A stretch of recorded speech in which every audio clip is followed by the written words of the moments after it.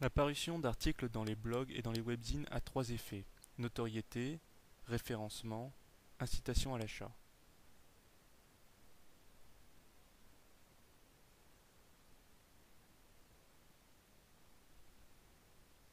Prenons l'exemple du lancement du parfum Blue de Bulgari.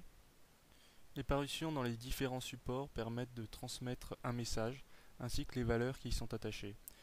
L'enjeu est donc de fournir aux journalistes internet du contenu exclusif. Les classements tels que Wikio et Technorati permettent d'estimer le trafic des blogs et donc la visibilité d'une campagne.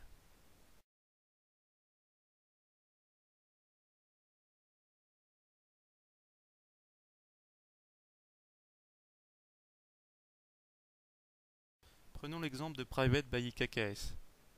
Faisons une recherche sur Google, Private, IKKS. Quels sont les résultats? Eh bien, nous remarquons que, au total, ce sont 4 résultats sur la première page. Passons à la deuxième.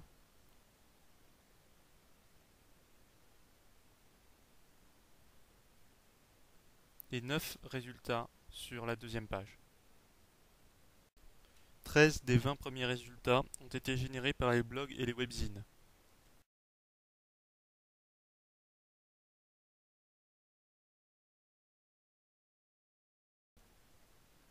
Étudions l'impact de parution dans les blogs sur le référencement du site officiel. Faisons une recherche sur Google.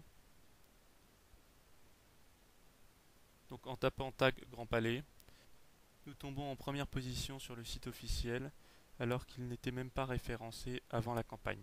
Le site officiel du Grand Palais, donc qui a abrité l'exposition, arrive seulement en 6e position.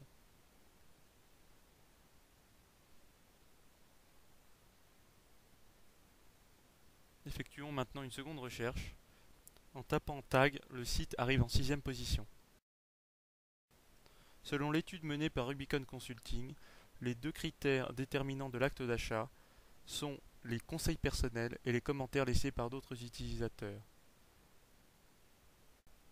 Au-delà de la visibilité et du référencement, obtenir des parutions dans les blogs et les webzines est déterminant dans l'acte d'achat. Pour en être persuadé, il suffit de revenir à notre propre réflexe, la recherche Google.